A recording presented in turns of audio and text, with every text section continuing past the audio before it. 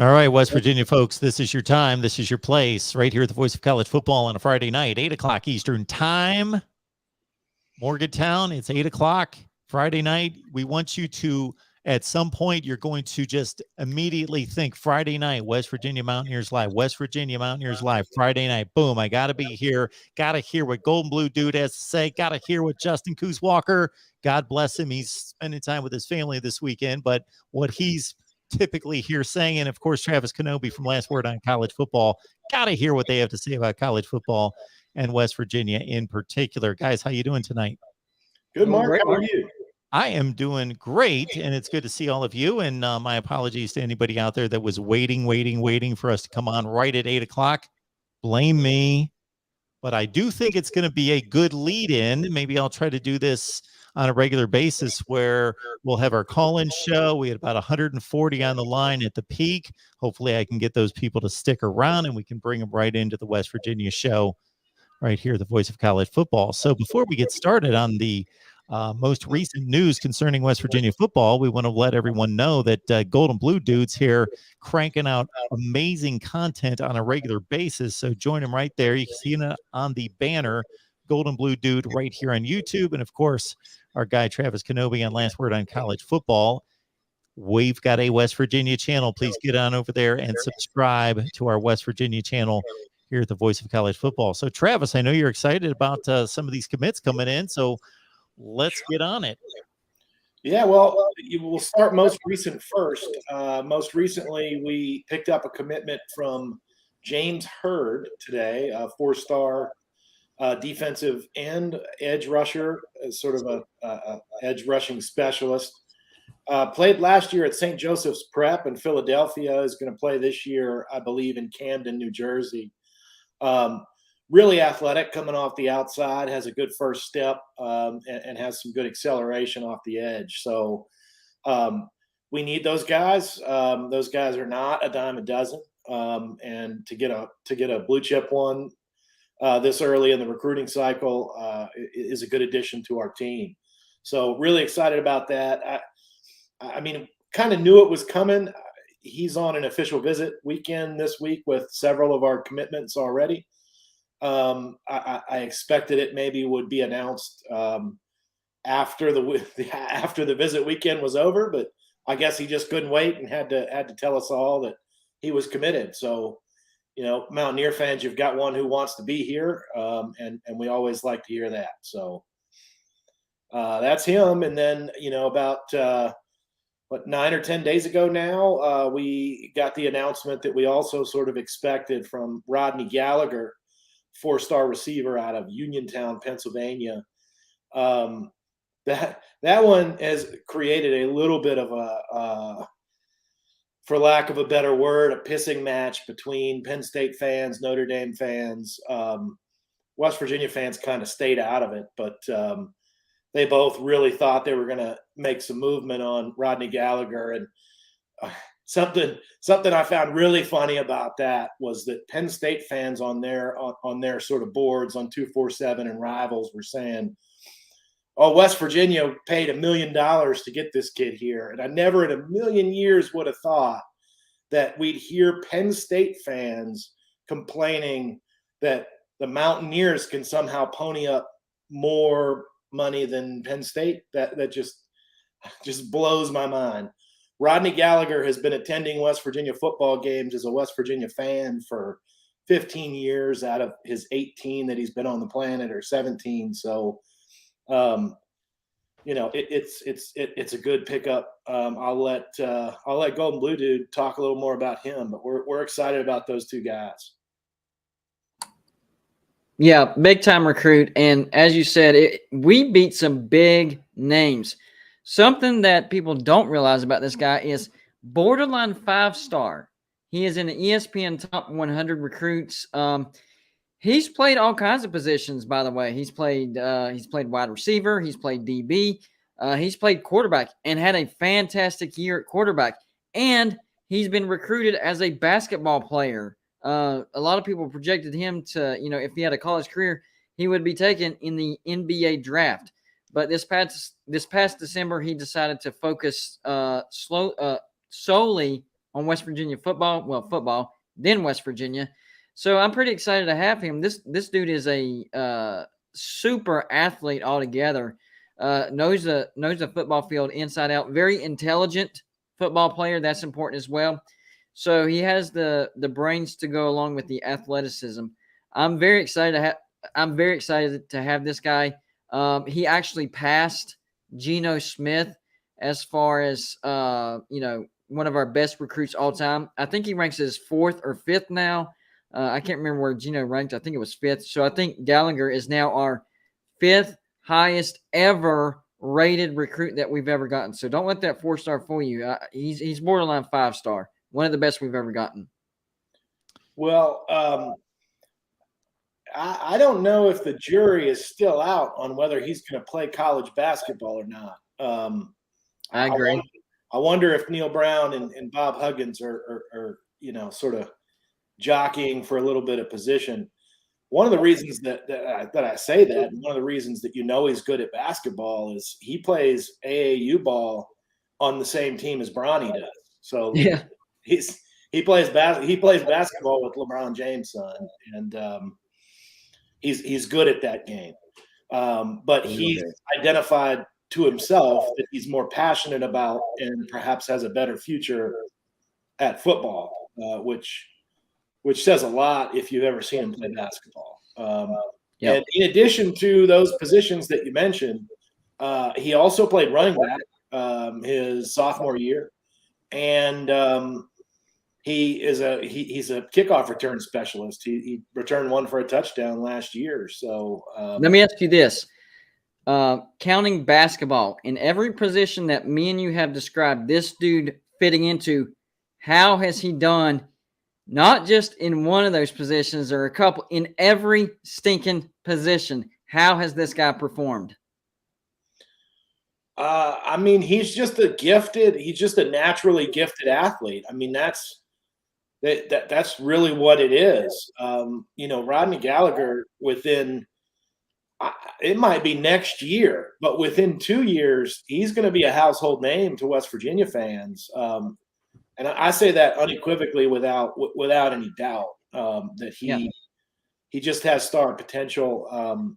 His athletic prowess is off the charts. And you're right about, like, the underestimated thing about him is that he just plays the game intelligently. And think about, I know this is really kind of stretching it, but think about how you could use him on a trick play involving the wide receiver throwing the ball. I mean, that's the perfect player to come up with if you're going to do a trick play like that. Like, I'm excited about everything this guy can do. And like you said, yes, he's identified that he's more passionate about football, and he's technically said that he's focusing on football, but it's still possible that he can play some basketball as well. That's how good this guy is.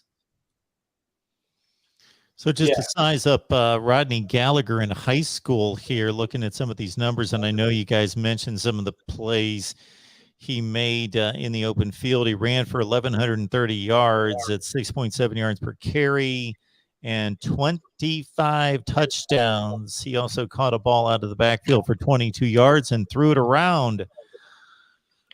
1,300 yards passing, 1,365 to be exact, 58% completion percentage, 12 touchdowns and 8 picks as a passer. So tons of yardage, versatile guy that you want to get in space, basically. 17th rated wide receiver in the country, number 2 rated in Pennsylvania, as Golden Blue Dude mentioned, a top 100 national recruit. If you crunch the numbers as he did, your top 40 is typically a 5-star, but the scoring gap between like 40 and 100 is like this. Like, they're all lined up pretty closely. So I'm going to bring a little, not pessimism, just it's realism, looking 7 months before he's going to sign. Not being a West Virginia kid, being from Pennsylvania, obviously that's right in the vicinity, but still, West Virginia fan though. Offers. Pardon me? West Virginia fan though. West Virginia fan. Okay. Well, I was just going to ask, and I know this is the impossible question, but how confident are you that the commit's going to hold versus some other teams continuing to stay in contact with him and continue to try to pull him away. Well, before he even made his commitment, other teams tried to pull him away. I like strongly, big time. So I'm 100% confident that he's going to stay at West Virginia because moves have already tried to have been made by Notre Dame and Penn State specifically, and a little bit with Pitt as well. So he's proven that he can, focus on where he wants to be, and that's West Virginia. And I'm sure West Virginia has helped in that area as well because, the NIL, it's all legal now. Nothing shady about it. And it's competition between West Virginia, Notre Dame, and Pitt and Penn State, and West Virginia won. That's what happened. West Virginia won this competition. Well, for him, I didn't get any sense whatsoever listening to his comments that his decision was based in any way on what his NIL earnings could be, because frankly, Rodney Gallagher has an independent market for himself. I think On3 has valued him at about $280K a year in NIL, and they base that on like how good the player is and how good he is at marketing himself.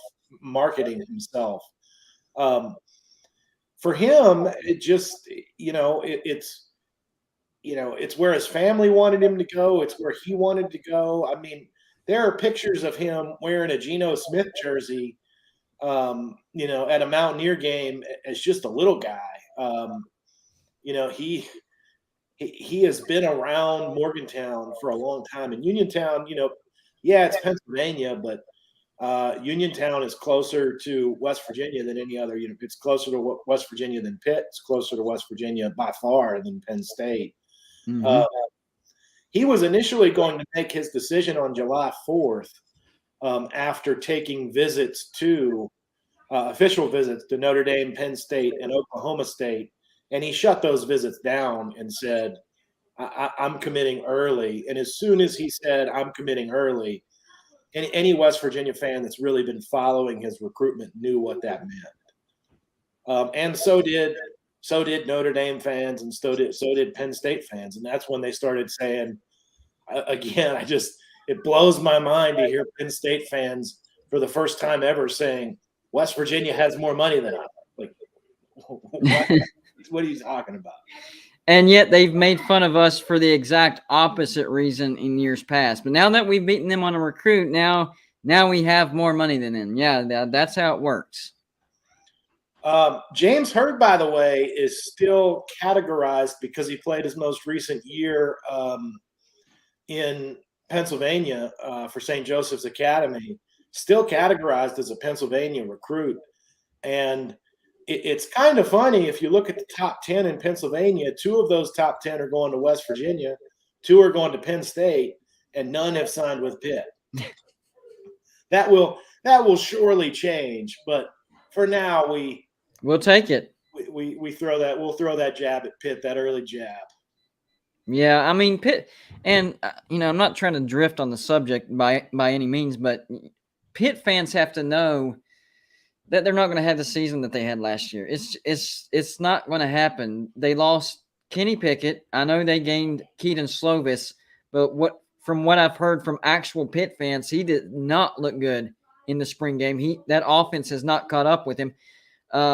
And to go along with that, their offensive coordinator, Mark Whipple, off to Nebraska, so they're having to deal with that. And then, Jordan Addison going over to USC. That's going to sting. I'll say this. Pitt's strength will be their front 7. Overall. Last year, their strength on defense was their front 7, but their overall strength was their offense.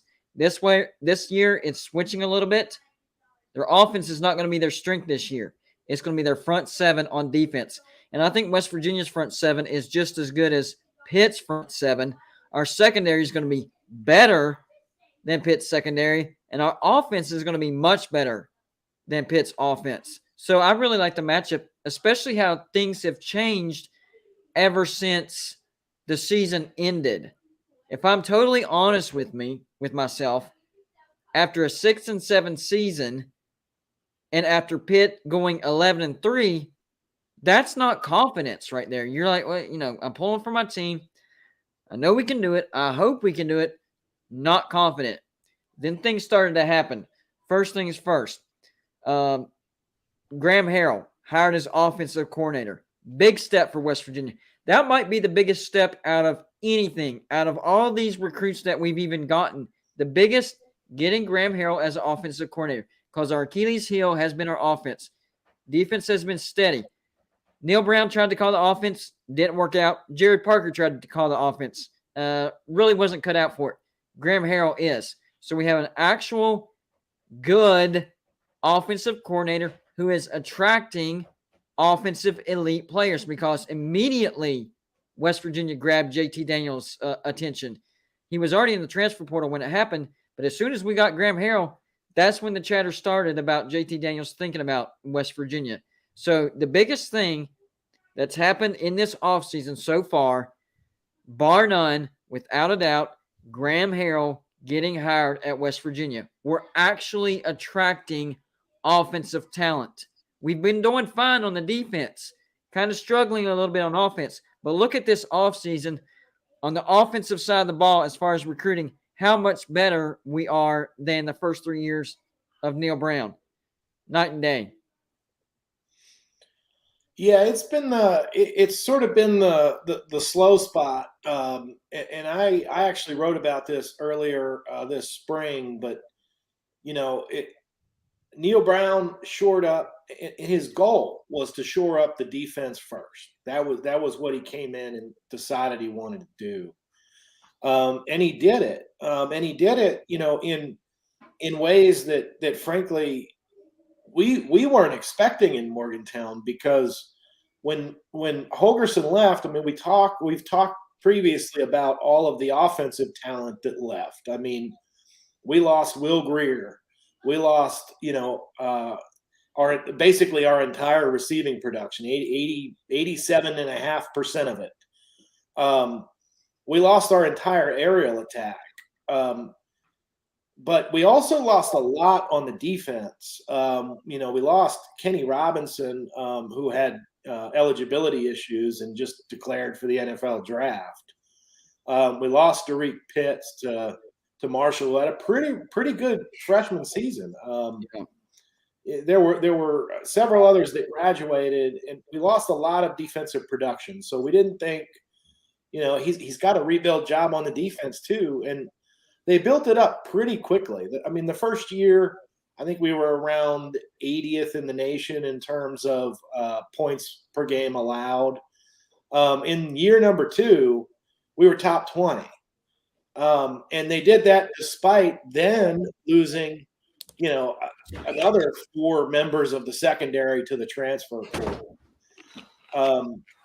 And last year we lost, before last season we lost more, and we still ended up being, a respectable defense. This year we return more than I think West Virginia fans think we return. And we've addressed some needs through the transfer portal as well. I mean, we recruited, I have my list right next to me, but we recruited 2 more linebackers for depth, one of whom may be able to start some games, and Tariq Austin Cave. We've added 4 members to the secondary, and then we got Michael Lockhart, who's a big boy to man the defensive tackle position and give Jordan Jefferson a breather. I think the defense is still going to be what a West Virginia defense under Neil Brown is, and it's going to be somewhere between top 20 and top 35 in the country. The offense has been lagging, but I don't think the offense is going to lag anymore.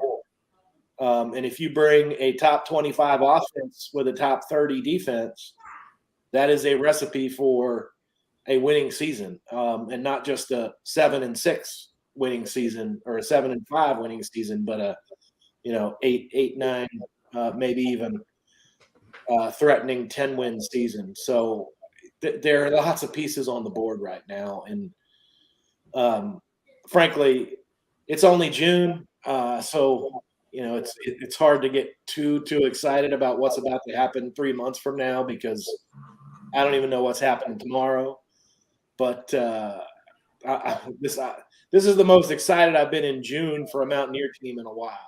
You know what's funny? The biggest knock that our offense is getting right now is JT Daniels, because he's gotten injured. And a lot of people, and I saw a comment just now, that's why I'm addressing this, saying, he doesn't know how to win. He's going to lose. That's incorrect.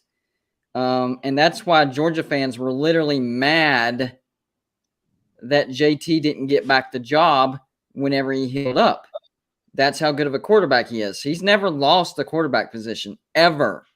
Now, he's gotten injured and, hadn't been able to play like that.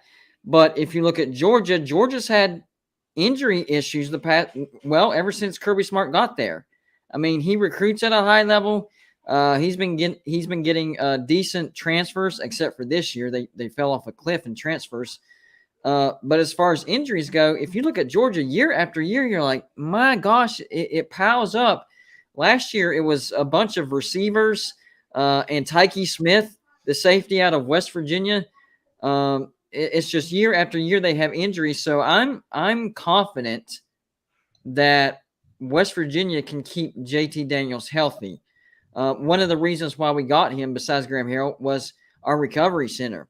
You don't need the rehab center, which is amazing, if you have a recovery center that helps you recover faster. Recovery comes before, rehab. So if you can recover faster, avoid injuries, you don't even have to worry about rehab. So that's why I think, JT Daniels is going to be fine at West Virginia. He's gonna be the quarterback for West Virginia this year. I'm positive he's going to win the job. I was, whenever we first got him, I was not going to lie, I was a little iffy if he was going to win the job or not.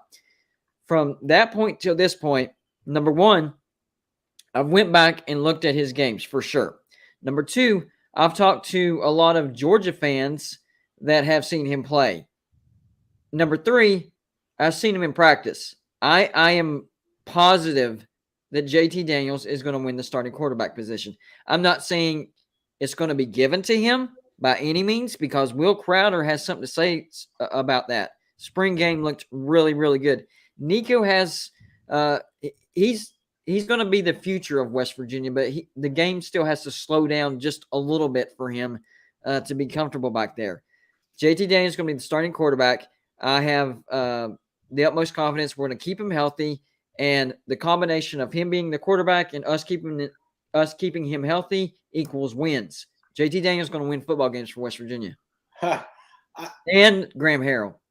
As you say that, I see this comment that really makes me laugh. I wonder if Mark can guess which one it is. Ooh, okay. I think I may have seen it. Is it comparing West Virginia to any other teams? No, it's comparing JT Daniels to another quarterback. Oh, who'd he get compared to? Maybe I will laugh. Let me see. I don't know that I caught this. I'm not seeing it. Who made the comment? Rob J did. He called JT Daniels Tate Martell 2.0. Wow. Couldn't be further from the truth. Rob's with us all the time. So, Rob, I know my response is pretty insulting, and it should be. So check yourself on this one. I hope that's coming from maybe you're trying to troll. You're just trying to get a response. That has to be a troll. Tate Martell, 5-star out of high school. That only goes so far. Busted Ohio State, busted Miami. Then he tried to play at a G5 and never saw the field. And UNLV, I think. UNLV. Thank you. UNLV. Yep. Yeah, I should have been able to put that together because he was from Bishop Gorman at Vegas. Yeah. JT Daniels started a full season for USC. He played enough at Georgia, played the final 5 games of the 2020 season for one of the very best teams in the country, won the Peach Bowl, threw for 400 yards in the Peach Bowl. Tate Martell came into a game against Louisiana Tech in the Independence Bowl and threw 2 or 3 passes that basically he couldn't throw a swing pass. and get the ball to the guy. You were just talking about completely different stratospheres of quarterback. The question that I've got for both of you, here's a legitimate question or comment, would be, I'm a big stats metrics guy, but it's got to be put into context. So just because West Virginia finishes blank in rushing this season doesn't mean it's successful. It's an indicator. It's a strong indicator. But you got to look at, obviously, if they're running, who's the worst team on their schedule? Who are the worst, like 2 or 3 teams? Obviously, Kansas and one of their non-conference games, whatever. You know, if they go ridiculous, score 68 points in those games, it's going to skew the number. So, and if they can't move the ball against Texas and Oklahoma, then, but it's an indicator. It's a strong indicator. Last year, and, you know, ESPN, do me a favor and put numbers next to the team's individual rankings instead of me having to count all the way down. I hate that. Unless you guys can have a site where you can go like total offense and you can see, okay, Wisconsin's 19th in total. You can just look real quick. I got to like count all the way down. So anyway, my complaint against ESPN. I agree. West Virginia, 88th in rushing offense last year, 56th in passing offense, yardage per game, 88th in scoring offense. What numbers would be satisfactory, would you be content and pleased with this season in those categories? I'll let Travis go first. Rushing, I think that well, let me start the answer by saying that this is the first time in about a decade that West Virginia has returned all 5 starting offensive linemen. That's, you know, that's a pretty important thing to have, is that cohesion on the offensive line. And all of them are gifted offensive linemen.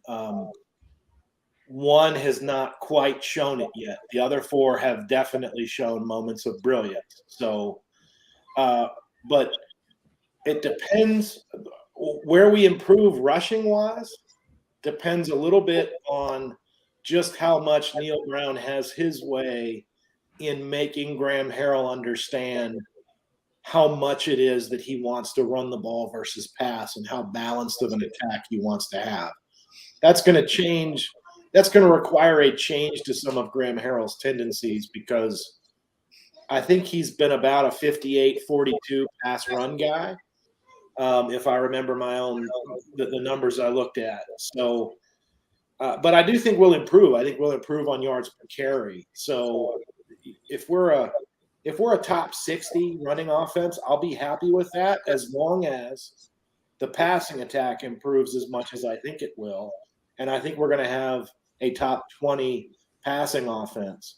I would be happy with a top 30 and a top 30 scoring offense. I'd be happy, frankly, with a top 40 to 45, given how atrocious the offense has been so far under the Neil Brown era. I mean, with Neil Brown and his previous guys at the helm, we have struggled to score more than 25 points against Power 5 opponents in 80% of the games we've played. So, you know, being able to hang 30 on Texas or Oklahoma would really be nice. So that's a long-winded way of saying any improvement is improvement, but I think I'm going to shoot for the moon here and say I think we're looking at a top 30 unit in the country. I would say, you know, total scoring or scoring offense is a product of your passing and your rushing. So I'll focus more on the scoring part, because that's what matters the most. I know the passing is going to be better, and I know the running is going to be better, because we have all 5 offensive linemen back. We have faster running backs now. Letty Brown, you know, we used him the best we could, and he was a great running back. But when he went to the combine, slowest one there. We have much faster running backs. So our running game will be better. And, of course, our passing game has to be better. I mean, it was bad last year. So I focus on the scoring offense. I will be happy if our scoring offense is top 25. It needs to be top 25. Like, I'm not making any excuses. I wouldn't be happy with 30, 35, 25 and up. That's where I'm happy. Now, for passing offense, that probably means we need to be a top 20 passing offense, because that's what Graham Harrell likes to do the most. I'm just doing the numbers here. So, since he likes doing the passing the most, we probably need to have a top 20 passing offense in order to have a top 25 scoring offense. Now, for the running side, I would say at minimum a top 50 running game, because the goal that I'm trying to paint here is a top 25 scoring offense. That's what West Virginia needs to have this year. And I think that's what we're capable of having this year. So whatever the ratio is that equals us to having a top 25 scoring offense, I'm fine with it. The 25th rated scoring offense in the country last year was Liberty at 33.6. Now we can get into some kind of a debate as to whether Group of Five should count. Obviously, they didn't play the schedule that West Virginia did, but just all the schedules, or all the teams, I should say, with 130. That's 33.6 out of Liberty at 25th, West Virginia at 25.2. So they have to average another 8.5 points per game to get there. And that, what I've been saying in my videos whenever I'm, saying what West Virginia needs to do, I said West Virginia, or what we will do, West Virginia will average at least 30 points per game. So I'm very glad that you said that, because that's what I've been preaching since we got Graham Harrell and JT Daniels. I said West Virginia just jumped from around 25 points per game to at least 30 points per game. And when you have the defense that West Virginia has, you're going to flip most of those 50-50 losses. Maybe not the 2 blowout losses, and I do think West Virginia could pick up 2 losses, but the 50-50 games, scoring that many points, having the defense, we're going to flip them, because our biggest problem last year was what? Scoring points. If you look at the games that we lost, if we could score 30 points or more, we would have flipped 80% of those losses. And that's what I think happens this year. I think we will score at least, at minimum, 30 points per game. I am looking for these numbers because I ran them before. Graham Harrell has, he's had 2 other offensive coordinator spots, one at North Texas and one at USC. And at both schools, I believe the average combined points per game increase once Graham Harrell entered the fray was an immediate jump in 7 points per game. So we're right on that line. Y'all take it for a minute, and I'm going to look up my own stats again, because I have them here on a spreadsheet somewhere, and make sure that I'm right, because those of you who've listened to me, and both of you know I do value being right more than being first. So give me a second. I'm gonna look up my own articles. Well, GBD, I'll say this off of what Travis just said. We'd have to do a deep dive on personnel change at USC before Harrell, to Harrell, and North Texas. But let's just assume it was about the same. That 7 points per game increase, if you take West Virginia, if there was no change in personnel from last year to this year, that he should be able to improve at 7 points a game. He's got a much better quarterback, if nothing else.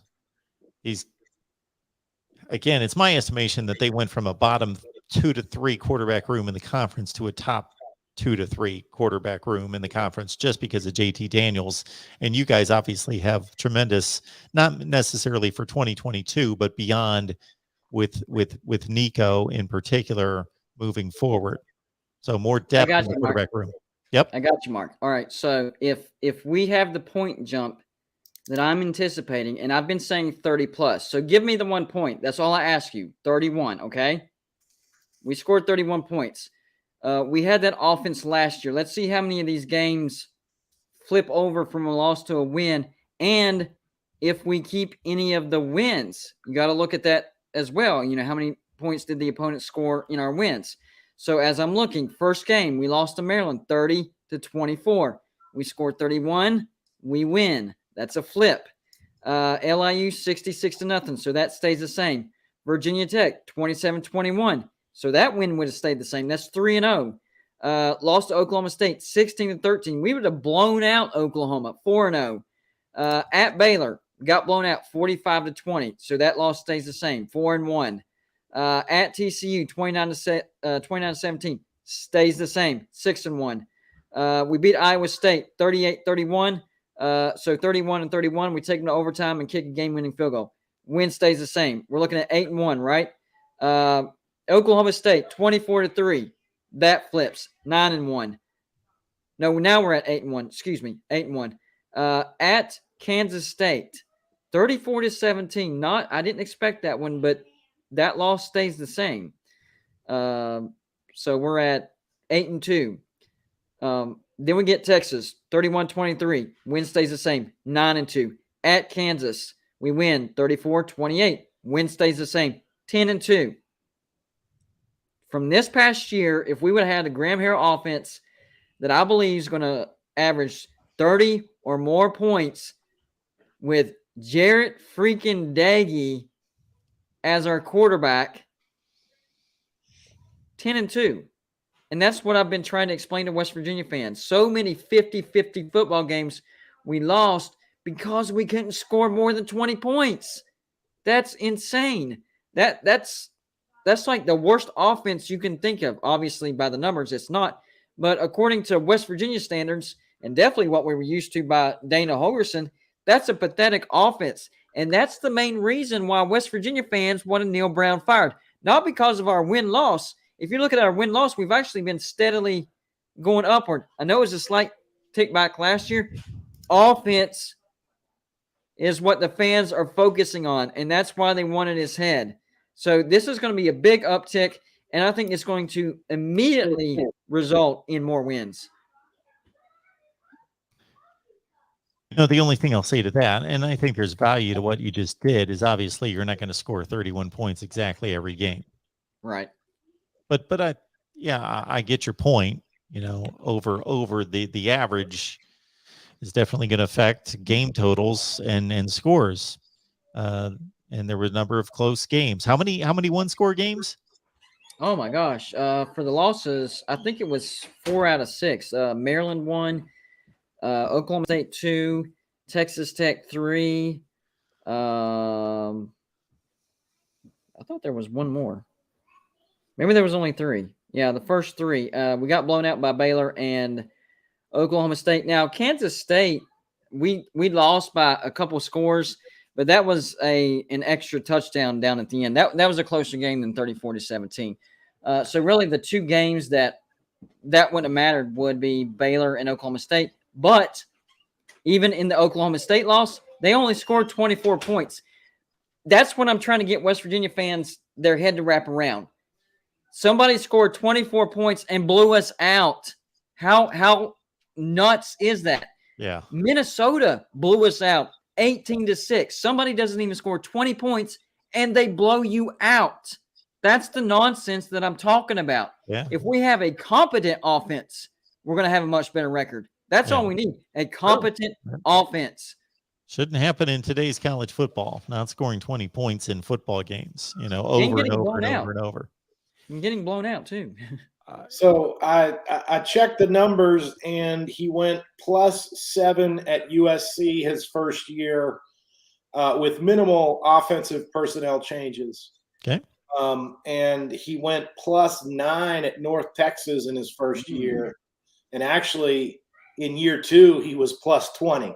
Now, granted, North Texas the year before he came averaged 15 points a game offensively. So he started from a low bar. They're still +10 for us, though. And North Texas is actually a little bit more similar of a situation than USC, because at North Texas, he inherited a brand new quarterback in Mason Fine, 2-star recruit out of high school who, hadn't played a down of college football before. And Graham Harrell made him look like a world beater. if he can do that with a 2-star quarterback, and he can make, JT Daniels look really good at USC for the limited time he played before injury, and make Keaton Slovis look really good at USC.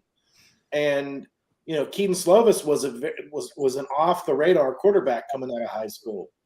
And then make Jackson Dart look like the #1 guy in the transfer portal, who was a high-rated 4-star quarterback coming out of high school. I licked my chops at what is this guy going to do with JT Daniels, a more mature JT Daniels the second time around. A JT Daniels who, by the way, went out of his way to tell anybody who asked, one of the things that drew me to West Virginia was the fact that I looked around the offense and I liked who was around me. I liked who I was going to be throwing the ball to. I like who is going to be back and blocking for me. I like this personnel. One, that sounds like a leader. Those are the things you have to say, right? But two, it's genuine, given that I'm sure that his hope is to play one last year of college football and put his name back on the scouting report as I'm a first or second or third round draft pick in the NFL draft next year. And if he doesn't have personnel to do that with, he's never going to get there. Are you guys baseball fans? Yes. Oh, yes. Okay. Baseball fans. So, I'm not going to call it luck. I'm going to call it randomness. It's been proven that there is a level of randomness to one-score games in baseball. If you're unlucky one year and you lose a ton of one-run games, then most likely, if the personnel stays the same and you're just as good the next year over 162 games, that luck is going to turn your way. And it's really not, again, it's not luck. It's just the randomness of losing so many one-run games. So I did this with one-score games in college football. I know it's not nearly the same. It's different. There's only 12 games, number one, and one score so much bigger in football than it is one run in baseball. But West Virginia stays at 6-6 if you flip all their one-score games. If you flip the wins and the losses, they stay at 6-6 and 4-5 in the conference. I did that for everybody in college football, or at least in a few conferences. I kind of gave up. It was a little tedious, but I expect how that would shake out. I don't know if there are any San Francisco Giants fans in here, but I think that they might have a thing or two to say about your rule. Oh, yeah. Didn't they? There for a while, they were on an every other year World Series streak. Yeah, no, 10, 12, and 14. Yeah. But last year, isn't that how they made the playoffs? Is winning a bunch of one-run games, and they had a ridiculous record. They won like 107 games. Yeah, they're not going to win 107 games this year because they're already 27-23. But that's why they also flopped in the playoffs. They couldn't prove that they could dominate any particular team. They were barely winning one-run games, which counted for over 100 wins. When you get to the postseason, those wins don't matter. Everything turns to zero. Can you beat an elite team by one run consistently? Well, pitching, and not just depth, but I'm talking about your 3 or 4 starters need to play like aces in the playoffs to have a chance. Exactly. Didn't have that. This is the thing that I'm trying to make. Mark brought this up, or maybe it was Travis. I forget, but it really goes to the message that I'm trying to, give to the Pitt fans. And this is not trash talk. This is reality. This is facts. All right. So they lose Kenny Pickett, one of their best quarterbacks that they've ever had, arguably, but definitely I would say in the past 20 years for sure. All right. They gained Keaton Slovis. And so Pitt fans think that they're not going to have any fall off because of Keaton Slovis. What they're not factoring into it is the history behind it. And the history behind it is whichever one y'all said it, Graham Harrell making JT Daniels look great. Well, JT Daniels looked great at Georgia too. But he also made Keaton Slovis, Jackson Dart. He has a record. Okay. He's had an established record. It's not like here and then skip 2 years and then no, 3 quarterbacks in a row he made look great. So the advantage that West Virginia has offensively against Pitt is Graham Harrell and JT Daniels together. Pitt has Keaton Slovis, but he doesn't have Graham Harrell. He doesn't even have the offensive coordinator that Pitt had last year. That's why Pitt's offense is going to take a massive step backwards, and we're going to see how good Keaton Slovis really is this year, like really, without an elite offensive coordinator. So, Pitt had a great year last year, and I still think they're going to go to a bowl, probably a 7-5 or an 8-4 type of year. But the turnover that they had specifically hurt their offense, and that was their strength last year. Their defense is going to be fine. Their front seven, probably one of the best in the ACC, to be honest with you. But they're going to have a weakness on offense, and even Pitt fans can tell that Keaton Slovis kind of lost right now with that Pitt offense. I think if we just simply switched quarterbacks, JT Daniels to Pitt, Keaton Slovis to West Virginia would still have the better offense because of Graham Harrell. I'm not saying Keaton Slovis is better than JT Daniels. I'm just saying the combo of Graham Harrell and either or Keaton Slovis, JT Daniels, Jackson Dart. That's what's going to make an elite offense at West Virginia. It's a great combo. I'm excited. Well, let's not forget, since we're on the point of Pitt and losing their offensive coordinator, let's not forget that there will be a story made about Cignetti and his ties to West Virginia. Yeah, ties to West Virginia, but he made Boston College's offense worse. Way worse. Not way worse, but measurably worse, noticeably worse. I don't think Frank Cignetti is that good of an offensive coordinator, and certainly not big enough of an offensive mind to fill the shoes that he's trying to fill. If he had the talent of last year's Pitt offense, that might make up for it, but he doesn't. I think Pitt runs the ball a lot more this year than they did last. I don't know if that helps or hurts them, but frankly, I think that we have a better front seven than anybody gives us credit for. So I don't think they're going to be able to. We're not going to be able to run the ball that well against them, but they're not going to be able to run the ball against us either. So it's going to come down to who has the better passing matchup against the secondary and the pressure that's coming around the edges. And I think we have the edge there. Oh yeah, that's another reason why I like this matchup, because Pitt will have to run the ball more and shorten the game, and it's going to work for them in the ACC. That's why I predict them going 8-4, 7-5, something like that, because the defense will be fine, especially if they can shorten the game, running the ball, moving the chains, not scoring a ton of points, just moving the chains, wearing that other defense out. But that plays right into our wheelhouse. We have a good front seven. They're not going to be able to run the ball, and their defense is going to be worn out by the end of this game. That's why I think this could be a 2-score win for West Virginia. I don't even think it's a nail-biter win for West Virginia. I think we win by 10 to 14 points. Daniel Henry in the chat. Yeah, go ahead, Travis. I would take this from Roger Dodger. The guy in the middle is Tiger Woods, I think. Man, I wish.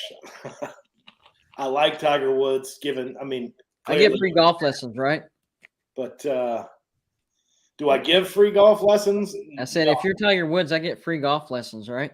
No, I probably need a few golf lessons myself. But I would love to be Tiger Woods, but I am not. I am Travis Kenobi, like Obi-Wan, Star Wars. That's it. Oh, so I like it. You've been watching the Obi-Wan Kenobi series. Some of you have, I'm sure. That was named after me. Oh, I like it.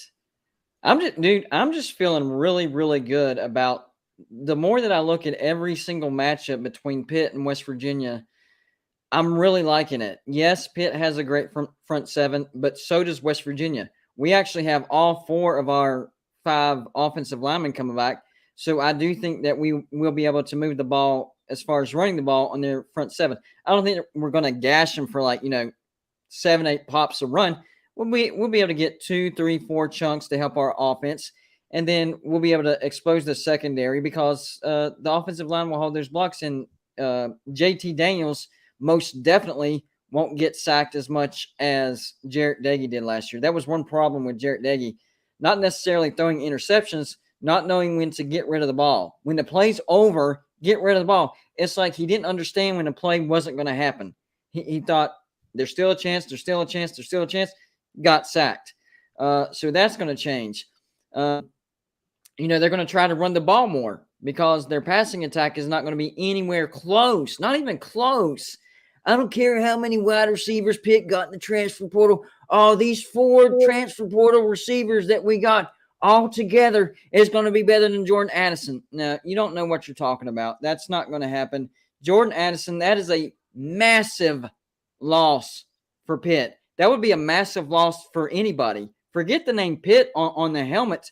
Jordan Addison being on any team, transferring to another team, that's a big loss. And if you say that it's not, you're in denial. And none of those transfers, I don't care if there's 7 of them put together, not going to equal Jordan Addison. Just not.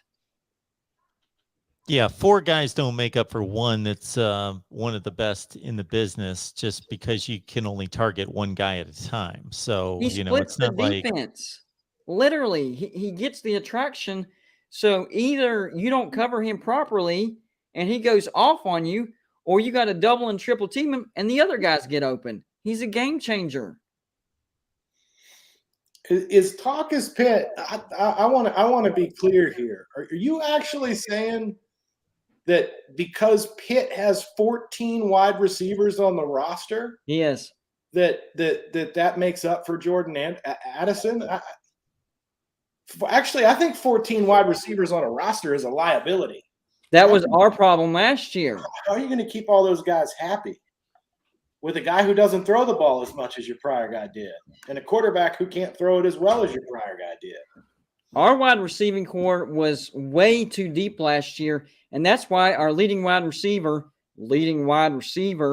Winston Wright Jr., yeah, he transferred, but he was like barely above 600, and there was 5 other receivers that were right close with him at 600. It was too deep. So, number one, no, it doesn't make up for Jordan Addison. Number 2, might actually be a problem as far as them getting their yards, and then you have the morale issue in the locker room. Yeah, I just think, at the end of the day, I agree with you that Addison is a loss, a big one. And I don't think you can understate that. Both teams have good offensive and good defensive lines. That's strength on strength for both sides. So the game is not games are won and lost in the trenches, yes, but it's a coin flip as to who has the advantage at the end of the day. And so what's the thing that makes the difference? And I think that there is one clear difference between the 2 offenses that will be marching onto the field in September, and that's one team is going to have a much better passing offense than the other. Absolutely. I agree. And I think our cornerbacks are better than Pitt's. Safeties, maybe not so much because they're a little young, but I think we have them beat at the cornerback position. I don't care about, I'm not going to say I don't care about their portal transferring to Miami.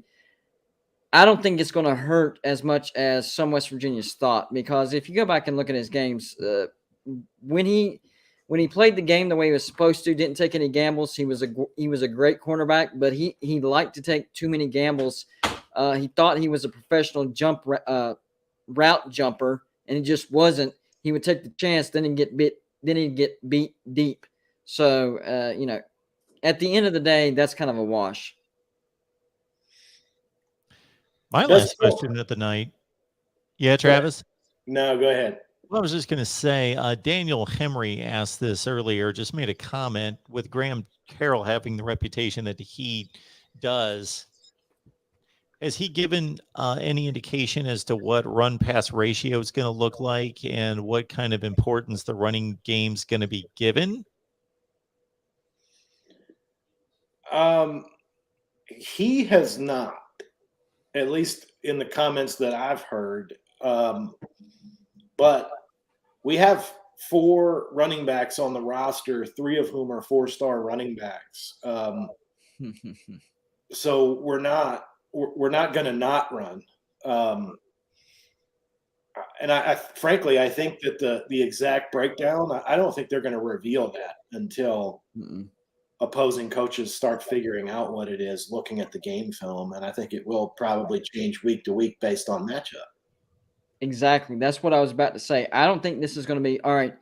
When we're going into the season, what do we want to do, guys? We're going to do 40-60. I think this year we're so loaded in the passing game and the running game. It's like whatever the defense gives us. One game it might be 60-40 passing to run. The next game it might be 60-40 run because they gave them the run. So it's just whatever the defense gives us this year. That's what I think. But, that raises a really good point just about the game in general and the makeup of the team in general is that the only kind of throw that Jarret Doege could throw reliably in his past 2.5 seasons at West Virginia was a pass that was anywhere between 6 and 14 yards. Yep. Streaks, he could not throw the ball reliably. Short passes, I mean, I've never seen a quarterback botch so many 2-yard passes in my life. He'd underthrow a halfback on a halfback screen who was 3 yards away from him. I don't even know how you do that. You look like you're skipping rocks out there. Yeah, so it wasn't that difficult to guard. And Letty Brown was a good running back after contact. He was good at bouncing off of people. But he wasn't that fast. So good running back after contact would mean he'd get hit right at the line of scrimmage and he'd gain 6 or 7 yards.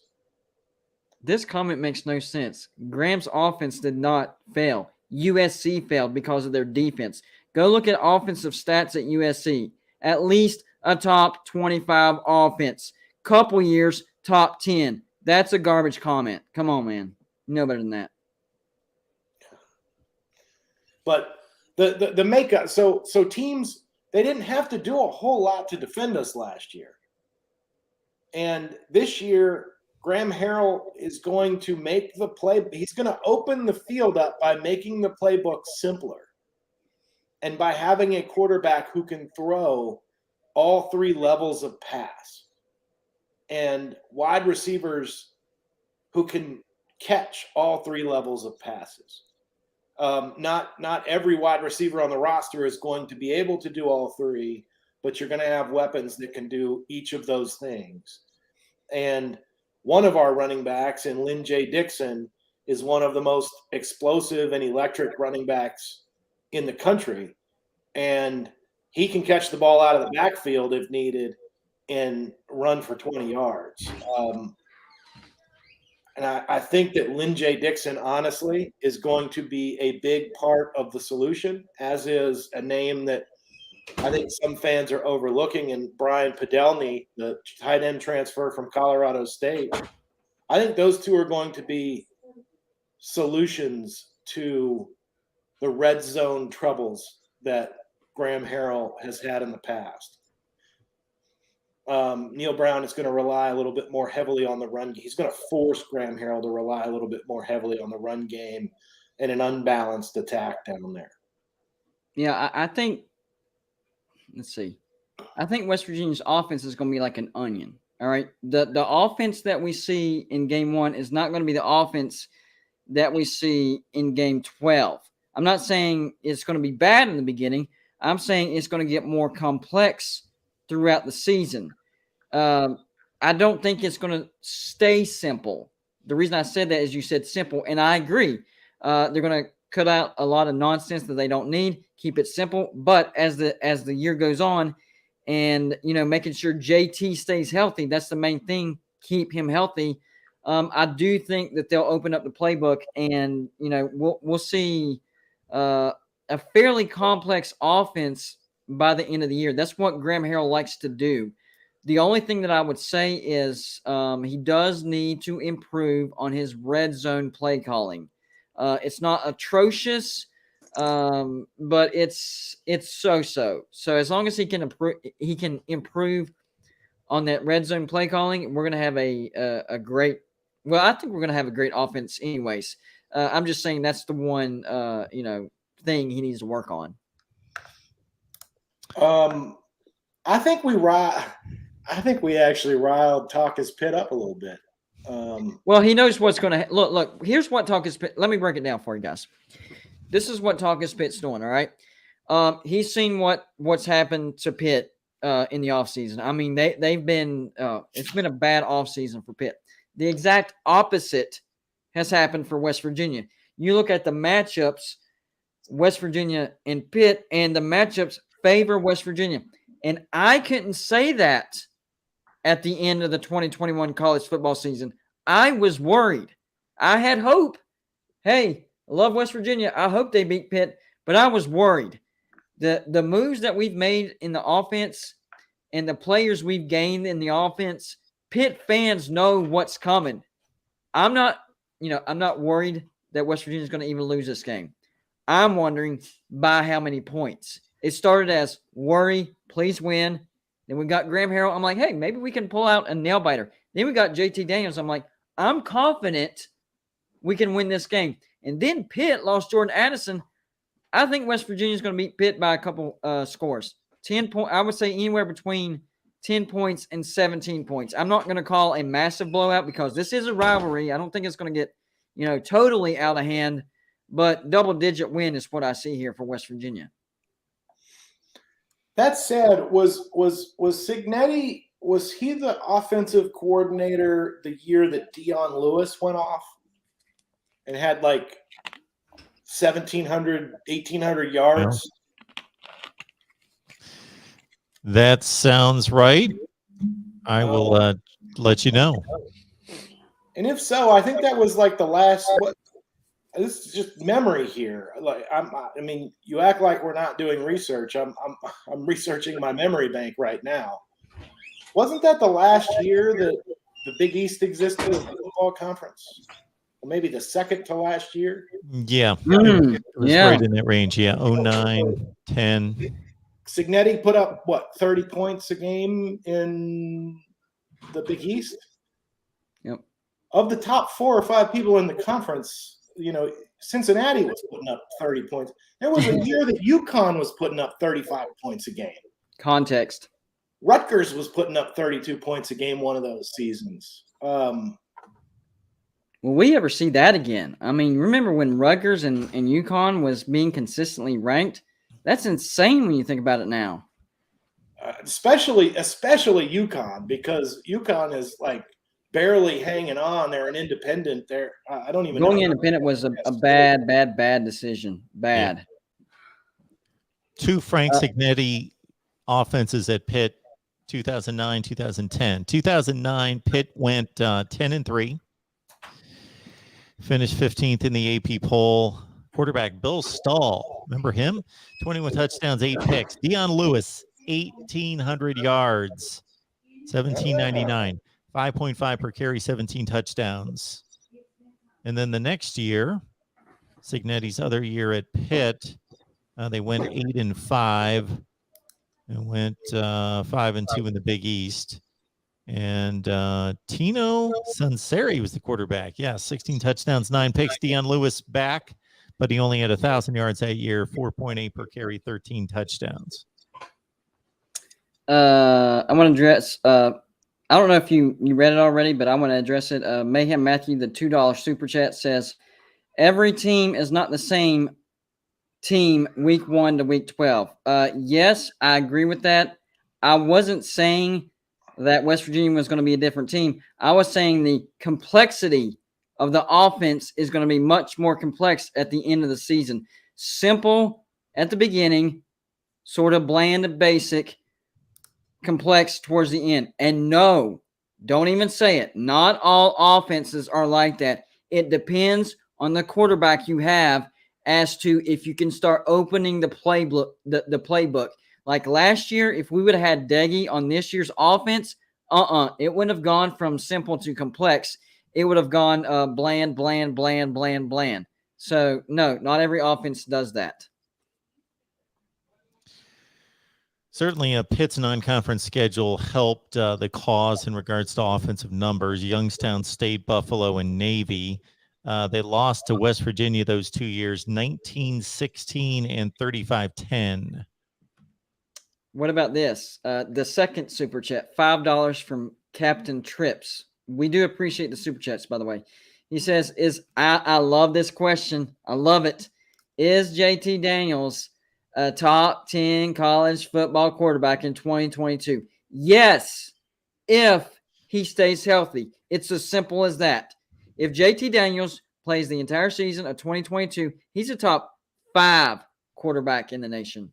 Ooh, let me double check my rankings here. Where'd I put him?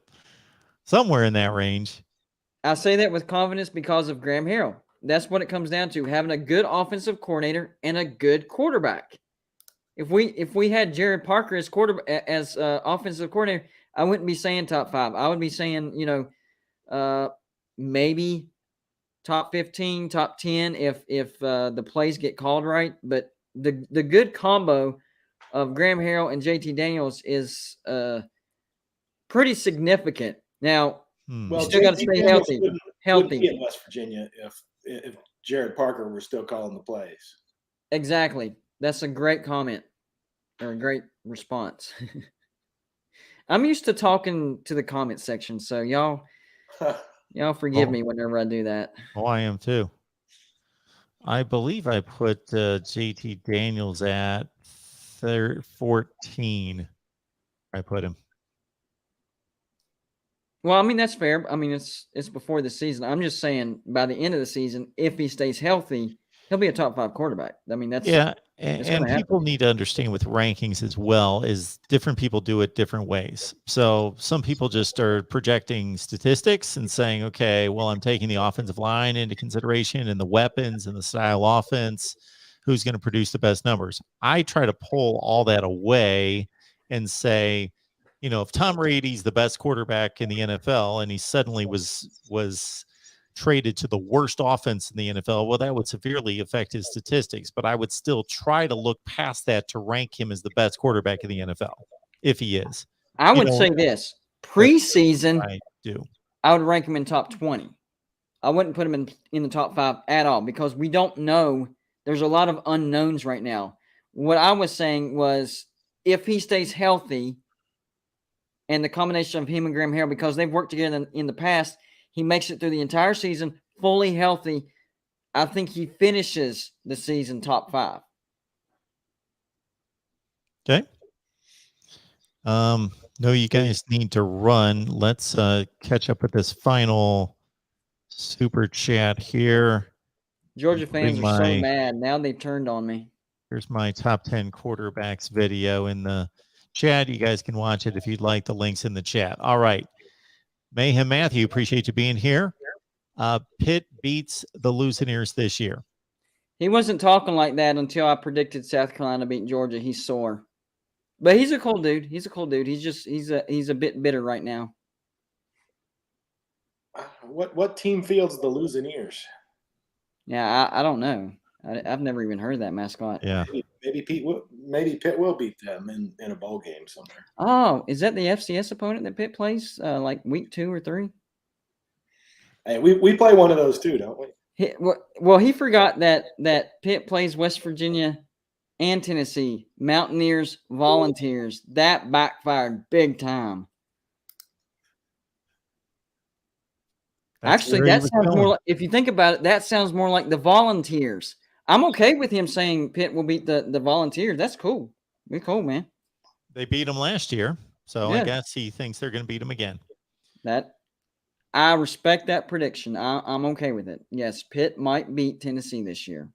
I As agree. Jamie brings up here, are you guys familiar with the Iowa wide receiver Charlie Jones? He's actually one of the best kick returners in the nation, caught 21 balls, 3 touchdowns. He just entered the transfer portal. He's a grad transfer, so that May 1st deadline didn't apply to him. Any need for him? Would you like to have him? In the return game, absolutely. You know, we have a lot of potential in the special teams return game, but there's a lot of unknowns. And if we got this guy, I think it would help the offense as well, of course. But I think the biggest boost he would give us would be the return game. Our return game has been so. Bryce Ford Wheaton, it was Winston Wright, wasn't it? I'm getting mixed up. Was it Winston Wright or Bryce Ford Wheaton that was returning kicks? Or were they both? One of them, here's what it is. One of them was returning kicks, and he muffed a couple of punts and was never the same. Was that Winston Wright or Bryce Ford Wheaton? I'll let you know in a second. Winston Wright did muff one or two punt returns. And it was Winston Wright because he was. And then Isaiah Esdale took over the role after Yes. that. And then was it Malashevich that took it over when Esdale got hurt? Yep. Esdale returned 13 punts, Malashevich 4, Wright 1, and James 1. Well, what happened was Winston Wright, he was actually doing a pretty good job. I think he returned to the house, if I'm not mistaken, but then he muffed, I think it was 2 in a very short time span, and he never recovered. It got in his head, and he never recovered. So, yeah, that would be a tremendous help. It seems like he has a lot of experience too, so we wouldn't have to develop that wide receiver from Iowa. That would be a good pickup. I mean, if he came to West Virginia, we'd certainly take it. I do think that they are looking. We talk is Pitt. This is not a Pitt channel. We talk about Pitt whenever we play Pitt. We don't care that you got 4 commits today. This is not a Pitt channel, okay, buddy? But anyway, yeah, we'd take him.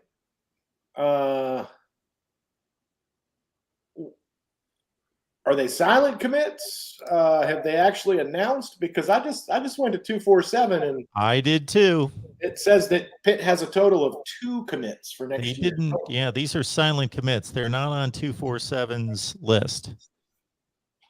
Looking right at it. But that being said, I still agree. This is, recruits for 2023 don't matter for 2022's game. They matter for maybe 2023's game. Maybe. And then that year you got to come to Morgantown. So, I mean, how much is that going to help anyways? All right. This is what we do, folks, every Friday night. Thanks to Golden Blue Dude. I'm in a rare mood tonight. I don't know what happened. What's that? So I'm in a rare mood tonight. I don't know what happened. I got riled up. That's good. That's good. That means people need to get over and subscribe to your channel, subscribe to our channel on the West Virginia channel. So get on over there. And Golden Blue Dude, what have you been posting recently? Ask the Georgia fans in the chat, not to cut you off. Somebody just mentioned in the chat that you posted some kind of video about the likelihood that West Virginia is going to become a group of 5 team. No, that's the same Georgia fan that posted about Pitt beating the Mountaineers. That's what I'm trying to explain to you. Georgia fans are like super ill at me right now because I posted a video and I've predicted it. I even have a bet on it. I'm predicting South Carolina beat Georgia this year. I think it's going to happen. I think the circumstances are right. Georgia lost a ton on their defense. South Carolina top 10 transfer portal. It's in Columbia early in the season. It's a perfect storm for an upset. But they're mad about that. And then I went on to say the Sugar Bowl too.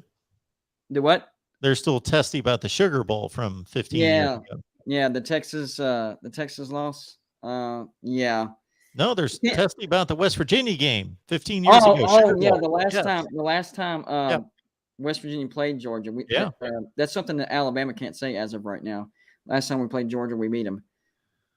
True facts. But anyways, I made a video saying that, well, I'm predicting South Carolina to beat them. And if the right things happen, South Carolina, Tennessee, Kentucky, and with Georgia, I think they all have a shot to win the East because I think the playing field is going to be much more even. I don't think Georgia's going to blow out everybody this year. They're going to be in more 50-50 football games, which puts them at actual risk of losing a game. Last year, Georgia was not at risk of losing a game. Go look at the final scores.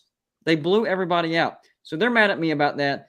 So I've talked about the SEC East, and I'm starting to do my single team season predictions. It's that time of year. So that's what I'm going to start focusing on. Travis, what are you working on these days? Well, it was actually a slow May. I was busy at my day job, and I traveled the last week of May. Just actually got off a flight at 4:30 today. And I've been trying to keep abreast of the rule changes. There are some pretty significant ones. I can't remember if they've actually passed it or if it's just been recommended that the annual scholarship count be waived for the next 2 years. So the 25 annual cap is going to be gone, at least for next year and the year after. Trying to keep abreast of how the different powers that be are sort of dealing with NIL. I did see Miami, that one big donor was sending all that money his recruits' ways, and I think the IRS is investigating him, or maybe his shareholders of his publicly traded company are investigating him for securities fraud. So there are going to be some interesting things as this NIL stuff starts to play out. And I've just been following more the national level. I did look at, for anyone who's interested, after the May 1st deadline, I looked at the national transfer portal numbers, and the final total is that every team in the Power 5 Plus, which is Power 5 plus Notre Dame and BYU, averaged 17.1 transfers per school. And the average the prior 3 years was 11.2. So that's that's what, a 50% increase. That's pretty significant. We'll be interested to see how that trends up or down as some of these new rules go into effect and stay into effect. But that's what I've been working on, just sort of following the national issues, really.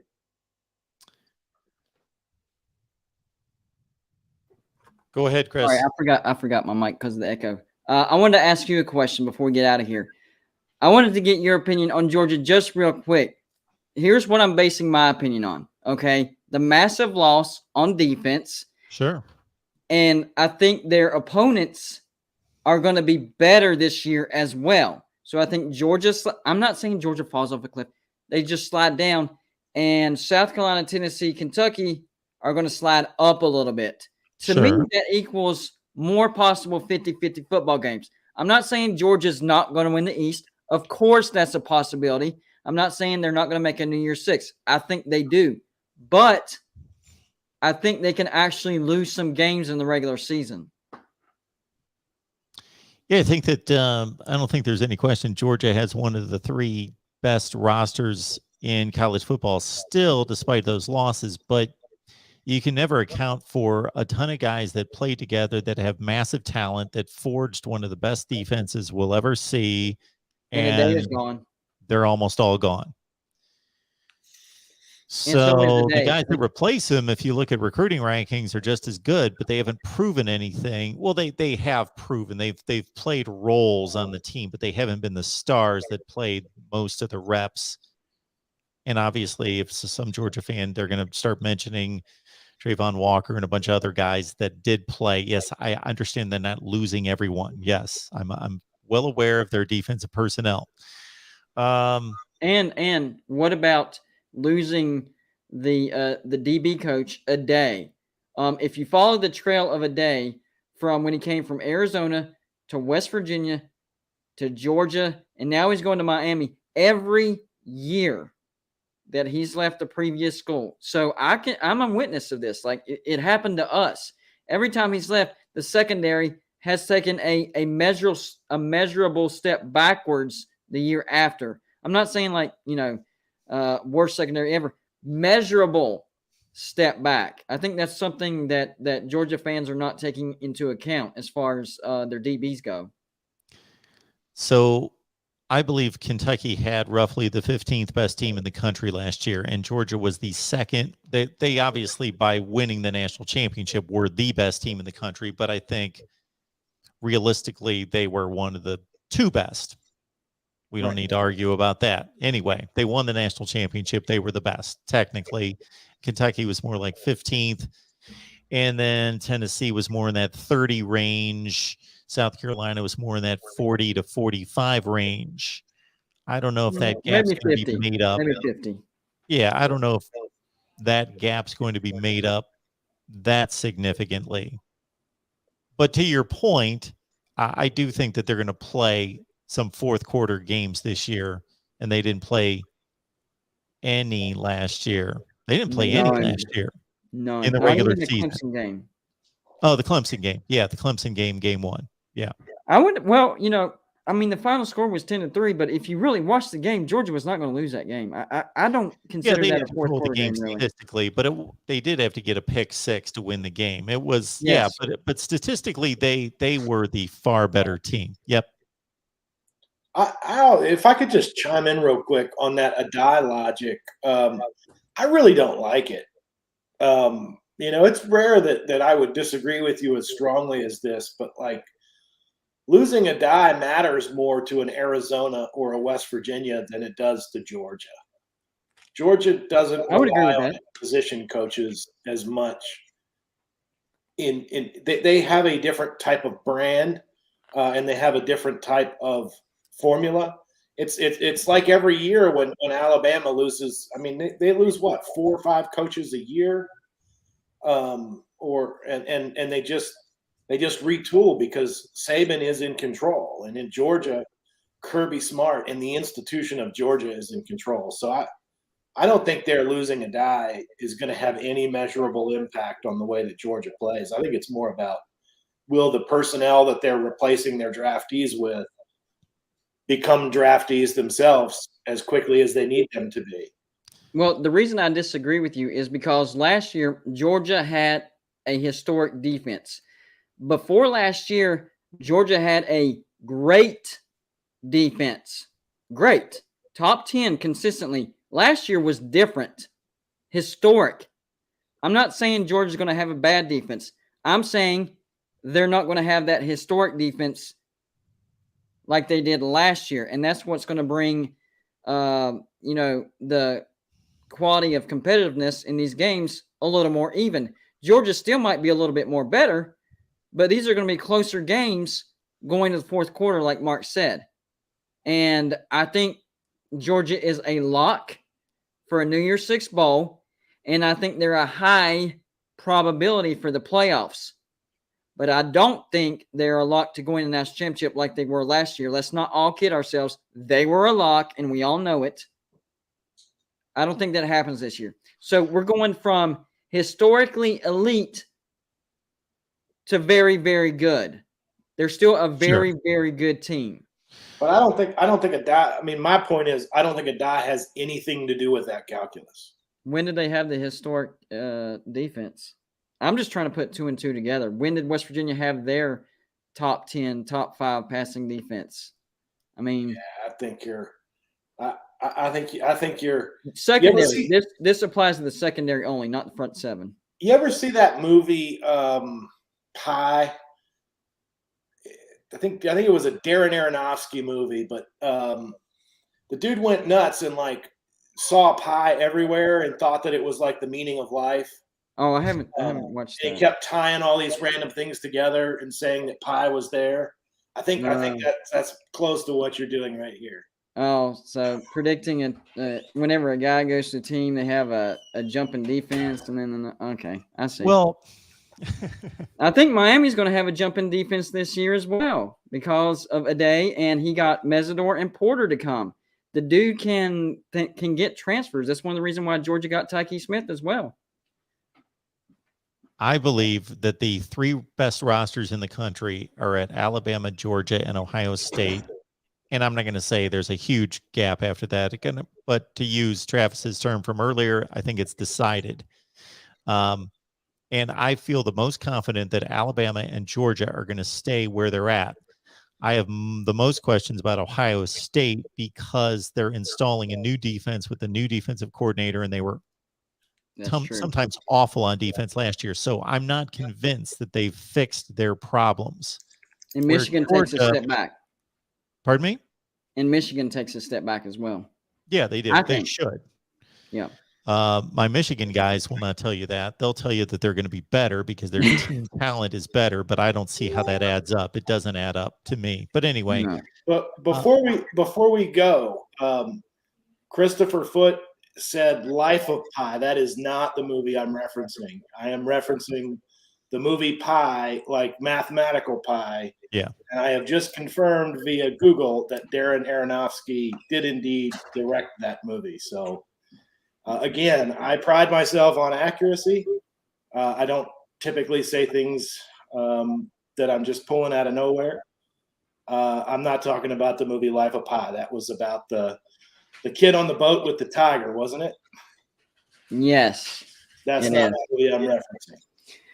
Well, I gotta head out of here, guys. The Ready. kids are not wanting to go to bed, so my services are needed.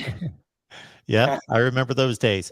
Mayhem Matthew, appreciate you being here. Let me read this off real quick. Got to honor these super chats. If Spencer Rattler never comes to Carolina, GBD doesn't say Georgia loses, even if all the other transfers happen, point blank, period. Well, we'll let GBD speak for himself and you not tell us what he would or would not say if somebody would or would not have transferred. Yeah. All right. I said it was part of the reason because he is a good quarterback, but he's not the reason. Well, appreciate you guys. Get on over at Golden Blue Dudes channel. Check out Travis's work at Last Word on College Football. Be back here next Friday night. You know what? Bring friends with you for West Virginia Live right here at the Voice of College Football. See you guys next time.